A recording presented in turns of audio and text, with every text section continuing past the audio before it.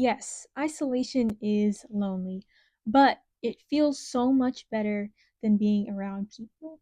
And here's why. People are exhausting. People are really freaking exhausting. Even the ones that you love and care about can be exhausting. Or maybe that's just me. Maybe that's just my case. But I have been isolating myself for years. And at first, it was a coping mechanism. But now I'm so glad that I'm able to isolate myself because I've learned so much about myself and I've been happier than I ever have in my entire life than being around unsupportive people. So I feel like I'd much rather just be alone and be isolated than be around unsupportive people. Or maybe, maybe I haven't found my full, maybe I haven't found my full crew yet that I'm meant to be with or whatever, but I would much rather just isolate myself than have another relationship or another person that I trust and care about bring me down. So I grew up. This is going to be, it's kind of difficult for me to talk about because I'm always kind of, I was shamed a lot when I brought it up. But growing up, I was constantly judged and criticized for being myself. So eventually, I just stopped doing that and I started walking on eggshells and kind of toning myself down just to survive, just to get through the day, so I wouldn't get in trouble or so I wouldn't get yelled at or belittled or bullied or invalidated or anything like that. So that was the start of it. That's why I started isolating myself a lot, especially in college. I isolated myself the entire time. I didn't want to be around any freaking body. But yeah, I wouldn't say my childhood was bad. It wasn't bad. It was just really rough and I did not get the proper emotional support that a child should have growing up. And I went through a lot of narcissistic abuse and I went through I was around people who constantly wanted to stick to the status quo, sweep things under the rug, and pretend that they are happy with the lives that they had, even though they were trapped by certain ideas like religion or like family loyalty or whatever it was. So that kind of gives you a picture of the ideas and the people that I was around when I was little. But that never kind of stopped me from being myself until I started to feel very, very unsafe being myself. So I started going through some narcissistic abuse again when I was in high school. And that really did a number on me. It really did. Um, and right after high school, I went to college.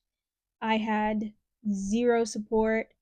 I I only had a therapist as a support. I was taking meds at the time. I had just left a very toxic household and I had no idea how to deal with that. So I just kind of I was thrown into something that I didn't even want to do. I mean, I was everybody pressured me to go to college. I didn't think I had another choice, so that's what I did. Um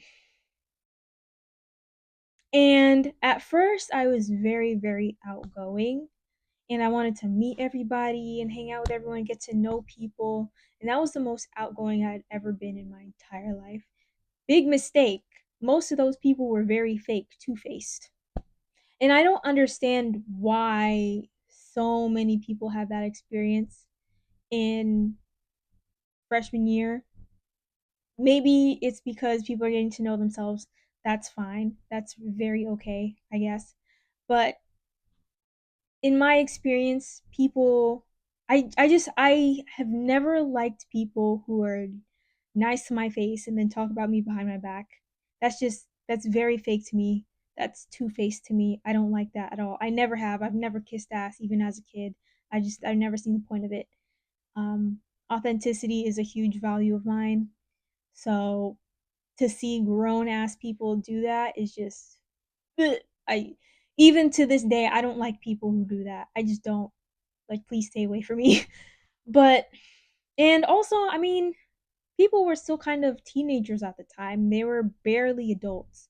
So that's understandable too, but I've never liked the type of people who they'll be nice to your face and then not like you behind your back. And then also try to hang out with you as well. Stop. So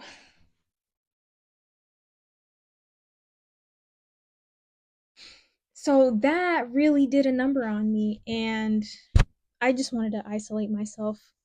I didn't want to be around people, especially with my depression. I felt like a burden. I felt like people did not understand me. I felt alone. And people just didn't help with that. I didn't have good experiences with people, partly because of how I felt about myself and partly because of who they were as people and the ideas that they had. I couldn't vibe with a lot of people in college. So yeah, freshman, sophomore year, worst years of my life. I didn't want to be there. I didn't want to be here on earth at all the entire time. I really, really struggled with my mental health. Then I moved to another university and it was much better. And I made really good friends. I'm still friends with a lot of people from when I met to this day. And I love my friends. I've always loved my friends. I did make friends at my first college and I love them to this day. And I've made friends at my second college. I love them to this day.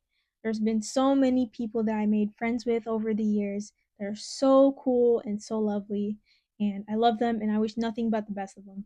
But I could not bring myself to hit them up whenever I wanted to talk or hang out because I felt like a burden. I didn't feel good enough or anything like that. And my belief was that if I just kind of hid myself out of sight, people would kind of forget about me and not judge me or anything like that. So that was a recurring theme throughout my young adulthood, was kind of shrinking myself down so that people wouldn't leave me first, you know? And then they just kind of left anyway or stopped talking because we didn't reach out to each other. And then, you know what? People probably feel the same way that I do. They probably struggled with their mental health as well and didn't know that I would want to be there for them. And vice versa. And that happens a lot with our friends. So that's what I went through a lot during college.